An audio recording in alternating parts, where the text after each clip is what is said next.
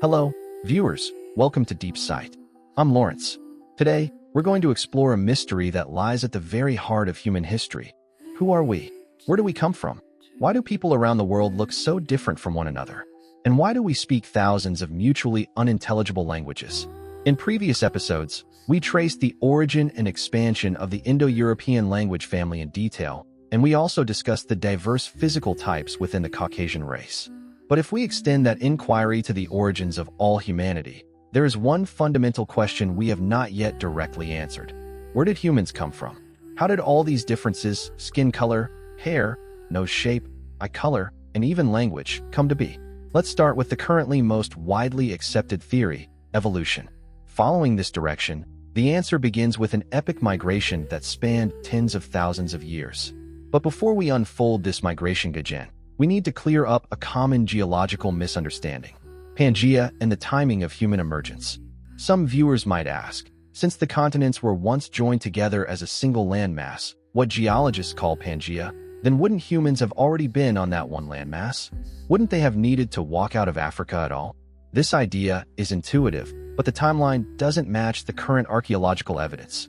Pangea formed about 300 million years ago and began to break apart about 200 million years ago, eventually forming the 7 continents we see today. The evidence for human emergence is far later than that. The earliest hominin ancestors, such as Sahelanthropus cadensis, appeared in Africa only about 7 million years ago. By the time our direct ancestor, Homo sapiens, arrived, it was only 300,000 years ago. By then, continental drift had long since finished, and the continents were separated by oceans. So Pangea has no direct relationship to human origins. When humans appeared, Africa, Eurasia, and the Americas were already in their current positions. Thus, the common ancestor of all modern humans did indeed originate in Africa. But this does not mean that the subsequent migrations were a simple, straight-line march. In fact, the configuration of the continents, such as the vast east-west plains of Eurasia and the island chains of Southeast Asia, profoundly influenced the speed and direction of migrations. But the starting point remains Africa. Migration, the common starting point of all humanity. If all modern humans originated in Africa, then the natives of any given place are essentially also migrants from Africa. The difference between native and outsider is simply the timing of arrival at the same piece of land. Modern humans, Homo sapiens, appeared in Africa about 300,000 years ago. Between about 100,000 and 50,000 years ago, Homo sapiens began leaving Africa in waves. The earliest successful migrations occurred around 60,000 to 50,000 years ago. These pioneers spread rapidly along coastlines, reaching Southeast Asia, Australia, around 50,000 years ago, and Europe, around 45,000 years ago, within a few thousand years. When these people arrived in a region, they became the first Homo sapiens of that land. They settled, multiplied, and adapted to their environment, gradually developing physical traits slightly different from their African ancestors.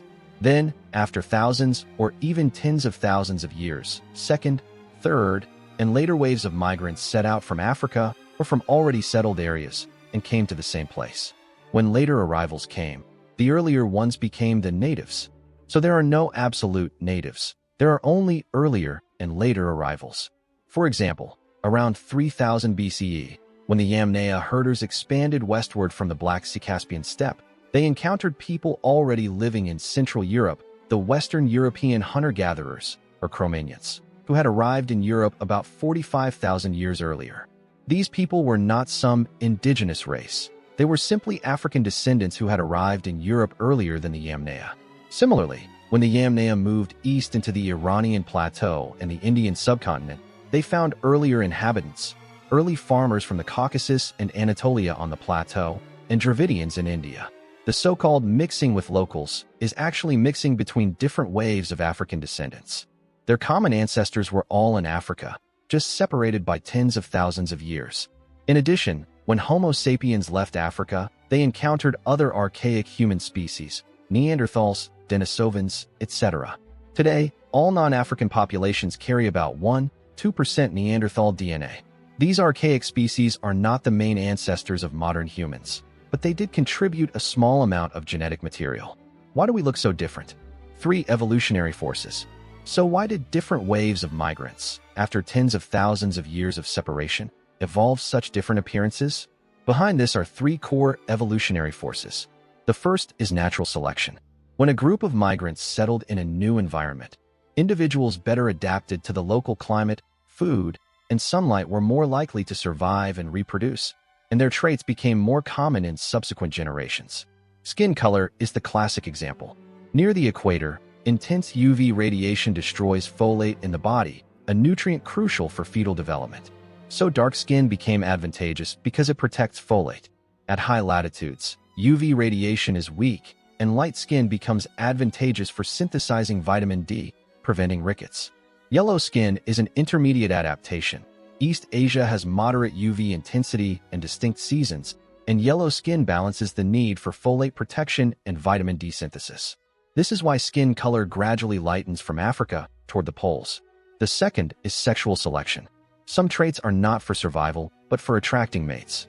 The frequency differences of blonde hair, blue eyes, red hair, etc., among different populations may partly stem from ancient aesthetic preferences. When a novel trait is considered beautiful by a group, it can spread rapidly. The third is genetic drift, a random change that is especially significant in small populations. When a small group leaves a larger population to colonize a new area, their genes are a random sample of the larger population. Some traits may become common purely by chance, like a rare hair color. This founder effect, combined with geographic isolation, causes the gene pools of different populations to drift in random directions. East Asians have less body hair, a clear example of a gene mutation combined with natural selection. About 35,000 years ago, the ancestors of East Asians experienced a key mutation in the EDAR gene, leading to thinner hair, more sweat glands, and smoother skin. This mutation, because of some advantage, possibly enhanced cooling or cold resistance, spread widely in East Asian populations. Europeans and Africans retained the original version of the gene, and combined with the need for insulation in Europe's cold environment, they have relatively more body hair. This is not a matter of superiority or inferiority, it's just different evolutionary paths, characteristics, living environments, and formation hypotheses of different races. In traditional physical anthropology, humans are often divided into several major geographic races. It must be emphasized that these divisions are a simplification of a continuous spectrum, not rigid boxes. But understanding them helps us grasp the logic of migration and adaptation. Caucasoid, commonly called white, is mainly distributed in Europe, North Africa, West Asia, and Northern South Asia. Typical features include light to olive skin, narrow and high nose bridges, thin lips, and rich variation in hair and eye color. These features are largely adaptations to the cold climate and low UV environment of high latitudes. The narrow, high nasal cavity better warms and humidifies cold, dry air, while light skin efficiently synthesizes vitamin D in weak sunlight. The high variation in blonde hair, blue eyes, red hair, etc. is likely the result of sexual selection and genetic drift. After the last ice age, small founder populations in Scandinavia randomly amplified certain mutations, and combined with aesthetic preferences, these colors became frequent. Within Caucasoid, subtypes include Nordic, Mediterranean, Dinaric, and East European, which are closely associated with Germanic, Latin Greek, Slavic, and other Indo-European branches. Mongoloid, commonly called yellow, is mainly distributed in East Asia, Southeast Asia, Siberia, Central Asia, and among Native Americans. Typical features include light yellow to light brown skin, straight coarse black hair, a flat face, prominent cheekbones, shovel-shaped incisors, and the epicanthic fold, the eyelid fold that makes eyes appear narrow. Scholars have proposed various hypotheses for these features. One hypothesis is that East Asia was extremely dry and cold during ice ages, and a flat face with prominent cheekbones may have helped protect the face from frostbite. The epicanthic fold is thought to be an adaptation against snow blindness and strong wind-blown sand. Shovel-shaped incisors are an ancient genetic trait closely linked to the EDAR mutation, which is extremely frequent in East Asians. Relatively smooth skin, less body hair, and more sweat glands are adaptations for more efficient heat dissipation and temperature balance in East Asia's monsoon climate. Yellow skin pigmentation is intermediate, allowing enough vitamin D synthesis in summer while protecting folate in strong sunlight. Negroid, commonly called black, is mainly distributed in sub-Saharan Africa. Typical features include dark brown to black skin, curly or spiral hair, wide flat noses, thick lips, long limbs, and a relatively tall, lean physique. These features are almost all exquisite adaptations to the hot, humid, high UV equatorial environment. Dark skin provides maximum UV protection, safeguarding folate and DNA. Curly hair creates an insulating air layer that reduces solar radiation heat on the scalp. Wide, flat nasal passages help rapidly humidify and exhale warm, moist air, aiding heat dissipation. Long, slender limbs increase body surface area for heat loss, a manifestation of Bergman's and Allen's rules. Thick lips and a protruding jaw are also related to facial heat dissipation. In tropical rainforest and savanna environments, these features allow Negroid peoples to function efficiently under harsh tropical conditions. Australoid, sometimes considered a distant branch of Negroid but usually listed separately, is mainly distributed in Australia, New Guinea, and nearby islands. Typical features include dark brown skin, wavy or curly black hair, broad noses, prominent brow ridges, and very large teeth and jaws. Australoids are an early branch of Homo sapiens that left Africa. They reached the Sunda continent about 50,000 years ago and became isolated in Australia after sea levels rose. Their dark skin retains tropical adaptations, but some primitive features of the skull and face, such as robust brow ridges and large teeth, may be the result of genetic drift and sexual selection in relative isolation, or may reflect special adaptations to Australia's arid interior, such as powerful chewing to process tough wild plants. Native Americans are usually classified as a branch of Mongoloid, but they developed their own features during long isolation. About 15,000 to 20,000 years ago, their ancestors crossed the Bering Land Bridge from Siberia into the Americas and then rapidly spread across the entire continent. Their skin color ranges from light brown in the north to dark brown near the equator. Their noses are relatively high-bridged. Facial features are sharper than those of East Asians, and some retain the epicanthic fold. This diversity reflects the enormous latitudinal range of the Americas, from the Arctic to the equator, as well as their separation from early East Asian ancestors and subsequent independent evolution. Pacific Melanesian groups include Polynesians, Micronesians, Melanesians, etc., living on the many islands of the Pacific. They often blend features of Mongoloid and Australoid, dark skin, curly or straight hair, and diverse facial contours. This is the result of thousands of years of continuous migration and mixing by seafarers, showing the unique genetic combinations formed by human maritime exploration. It must be emphasized that all these divisions are simplifications of continuous variation. There is no pure race in the world. Every population on every continent and island is the product of migration, mixing, and adaptation. The diversity within Africa is even greater than that of the rest of the world combined. The San people of Africa have lighter skin, smaller body size, and a unique genetic lineage. They are among the oldest branches of humanity. So Africans have never been a single physical type. A deeper question, before the origin, where did humans come from? At this point, an even more fundamental question naturally arises. If all modern humans originated in Africa, what came before the origin?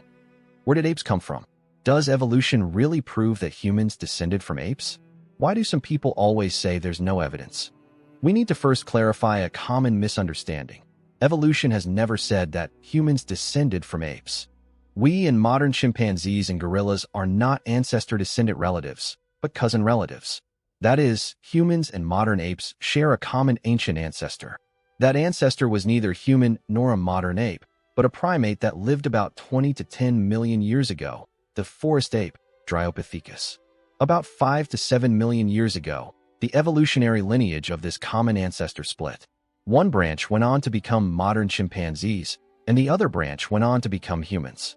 Human and chimpanzee DNA is more than 98% similar. This is the molecular evidence that they once shared a common ancestor. So the popular saying, humans evolved from apes, is not scientifically accurate. A more accurate statement is, humans and modern apes shared a common ancestor millions of years ago, and have since evolved in different directions. So what are ape men? Where did they come from? In science, ape men usually refer to early members of the genus Homo, mainly Homo habilis and Homo erectus. In evolutionary order, the earliest hominins, Australopithecus, lived about 5 to 1 million years ago. Fossil evidence shows that by at least 4.4 million years ago, Australopithecus was fully capable of walking upright. About 2.5 million years ago, Homo habilis appeared in Africa. They could make simple stone tools and obtain more meat, which promoted brain development. Homo erectus appeared about 1.8 million years ago. They made more complex tools, learned to use fire and hunt, and were the first to leave Africa, spreading to the vast regions of Europe and Asia. About 300,000 to 200,000 years ago, Homo sapiens appeared in Africa and eventually evolved into us modern humans. Neanderthals were a close relative branch of Homo sapiens, living in Europe and Asia, and went extinct about 30,000 years ago, but people outside Africa still carry about 1–2% Neanderthal DNA. So, ape men did not appear out of nowhere. They evolved from earlier Australopithecus, which in turn evolved from even earlier primate ancestors. Every link in this chain is supported by fossil evidence. What about even earlier? Where did primates, mammals, life itself come from? Human evolution is just one small twig on the great evolutionary tree of life on Earth. Before primates came more ancient mammals. Before mammals came reptiles, amphibians, fish. Before that, multicellular organisms, single-celled organisms, and then the origin of life itself. The current mainstream scientific hypothesis for the origin of life is the chemical evolution hypothesis. In the early Earth's primordial ocean, inorganic molecules, under the influence of lightning, ultraviolet light, and other energy sources, gradually synthesized organic small molecules like amino acids and nucleotides. These small molecules then polymerized into organic macromolecules like proteins and nucleic acids, eventually forming primitive life capable of self-replication. Some details of this process are still not fully understood. This is the gap that evolution has not yet fully closed in terms of life's origin, and it is often seized upon by skeptics. But the essence of science is precisely to acknowledge the unknown and continue exploring it, not to deny the vast amount of known evidence with unknowability. The scientific evidence supporting an African origin for modern humans comes from two independent disciplines, both pointing to the same conclusion. First, fossil evidence. The oldest hominin fossils, Australopithecus, Homo habilis, early Homo erectus, are almost all concentrated in East and South Africa. The genus Homo branched off from Australopithecines in Africa about 2.3 to 2.4 million years ago. Fossils of late Homo erectus are found across Eurasia, which exactly confirms the out-of-Africa migration path. Second, genetic evidence. By studying mitochondrial DNA, scientists have found that the mitochondria of all modern women can be traced back to a single African woman who lived about 150,000 to 200,000 years ago, nicknamed mitochondrial Eve. Similarly, studies of the Y chromosome have shown that the patrilineal ancestor of all modern men can be traced back to an African man who lived about 275,000 years ago, Y chromosomal Adam. People outside Africa carry a genetic mutation called M168, which is absent in African populations. This means that everyone outside Africa is descended from the migrants who left Africa. Answers outside of science, creationism, and the alien hypothesis. Of course, evolution is not the only explanation for human origins. In cultures and belief systems around the world, there are many completely different narratives. In the Christian tradition, the most famous story is the Tower of Babel, which we introduced in our previous episode. From a scientific perspective, the problem with creationism is that it lacks verifiable evidence. It relies on the authority of faith and religious texts and cannot be confirmed or refuted by experiment, observation, or archaeology. Therefore, within the framework of scientific methodology, it is regarded as faith or cultural mythology, not scientific theory. Evolution overthrew various forms of creationism by explaining the origin of complex biological structures through a completely natural, unconscious process of natural selection, without any need for supernatural intelligence or mysterious purpose. There is also a niche but interesting alien hypothesis. This view holds that different human races may have originated from genetic intervention by an extraterrestrial civilization. Some ancient astronaut theorists claim that alien visitors genetically engineered humans in different regions, giving them different physical features to adapt to Earth's diverse environments, or simply to distinguish different experimental groups. This theory has the same problem. There is no archaeological or astronomical evidence that aliens modified Earth life. More importantly, it merely shifts the problem of human origins to the origin of extraterrestrial civilizations. But where did those aliens come from? It essentially just replaces one question with another, without fundamentally explaining the origin of life. Therefore, it is considered pseudoscience or science fiction by the mainstream scientific community, not a rigorous scientific hypothesis. Some commentators call it cyber-creationism, because logically it is no different from creationism. Both use an external creator to explain the unknown, while avoiding the question of where the creator itself came from. Many people also accept both evolution and religious belief. They see evolution as the way God created life. Science and faith are not necessarily opposed.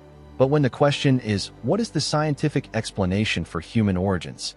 Evolution is currently the only answer with substantial evidence. The question of intelligence, a severely distorted topic. When discussing racial differences, the most sensitive and easily exploited issue is intelligence. Are there differences in intelligence between races? The consensus of mainstream science is there is no reliable evidence that any race has an inherent advantage in intelligence. First, IQ tests themselves have cultural bias. The design, language, and content of the tests tend to favor mainstream cultural backgrounds, making them unfair for test takers from non-mainstream cultures. East Asian students score high on international tests not because of genetic advantages, but because of East Asian society's high emphasis on education, intensive academic training, and exam culture. Second, genetic studies have not found any genes that support racial intelligence differences. There are indeed some cognitive-related genes that have different frequencies in different populations. For example, a variant of the brain size regulating gene CSC5 is more frequent in East Asians, and East Asians have a slightly larger average cranial capacity than Europeans. But the lead researcher of that study, Professor Su Bing, clearly stated, "Scientific research has not found any evidence to support the existence of intelligence differences between races." Larger brain size does not mean smarter. It may be related to adaptation to cold climates, and intelligence is a comprehensive expression of brain function and structure. Third, the Flynn effect provides strong counter-evidence. IQ test scores have been rising continuously around the world over the past century. This shows that IQ is not a fixed genetic trait, but can be greatly improved with better nutrition, education, and healthcare. Differences in test scores between groups can be fully explained by socioeconomic status, educational resources, nutrition, and other environmental factors. Finally, the lessons of history cannot be forgotten. Linking IQ to race is one of the most dangerous poisons in pseudoscience. It has been used to justify eugenics, racial segregation, and even genocide. The American Psychological Association and the American Anthropological Association have long stated that intelligence cannot be defined by biological race. So the conclusion is clear. Humans have no inherent hierarchy of intelligence. The differences we see between groups are mainly due to environment, education, and culture, the river of language, and the rock strata of bloodline. If we compare human history to the evolution of the Earth, then language is like the rivers on the surface. They flow quickly and change course frequently. A single conquest war, one religious mission, can completely change the language of a land within a few generations. Bloodline, what we call racial traits, is like the rock strata underground, changing extremely slowly, recording deep history on a scale of tens of thousands of years. The expansion of the Indo-European language family was the process of surface rivers scouring and changing course. It carried away old languages and brought new vocabulary and grammar.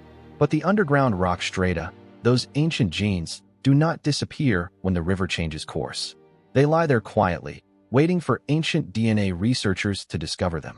Language is one of the deepest human identities, but it has no simple, direct correspondence with bloodline. A blonde-haired, blue-eyed Swede and a dark-haired, dark-eyed Indian speak languages of the same family, yet their appearances are vastly different. This is the vivid record of tens of thousands of years of migration, mixing, and natural selection. So, are we all children of Africa? Looking back over all of this, we can draw a clear picture. Based on currently discovered evidence, all modern humans originated in Africa. The natives of any place are essentially earlier African descendants. The differences between races, skin color, body hair, nose shape, body shape, hair type, are mainly adaptive traits that different waves of migrants evolved through natural selection, sexual selection, and genetic drift during tens of thousands of years of geographic isolation. Each trait is a response to a specific environment. Dark skin protects folate, light skin synthesizes vitamin D, yellow skin balances the two. Narrow noses warm cold air, wide noses dissipate heat. Long limbs dissipate heat, short limbs retain heat. Curly hair insulates, straight hair is easy to clean. No combination is best. They are just the best solutions for their respective environments. In addition, we have mixed to a small extent with archaic human species like Neanderthals. In intelligence, there is no evidence that any population has an inherent advantage. As for the explanations outside of evolution, whether the myth of Babel or the fantasy of aliens, they are another expression of human curiosity. Science tries to answer how, while faith tries to answer why. Both can coexist and can dialogue. Science has not answered all questions, such as how did life first arise from inorganic matter, and how did the first self-replicating life form appear? These remain unsolved mysteries. But for questions like where did modern humans come from, what is our relationship with apes, and why is Africa the cradle of humanity, evolution has provided the most complete and persuasive answers to date. Claims of no evidence often come from a lack of familiarity with the evidence itself. The fossil record has never broken the evolutionary chain, and genes have never stopped telling the story of where we came from. The story of human migration is not a certificate of pure bloodline, but a grand epic of departure, encounter, separation, and refusion. Every person living on Earth today is the end point of countless migration routes, and also the starting point of countless routes in the future. It is the fusion of these different streams that has created today's rich and diverse human civilization.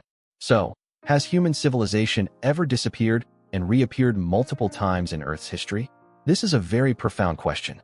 To be honest, we currently have no solid scientific evidence that human civilization has disappeared and reappeared many times on Earth, nor can we completely rule out the possibility.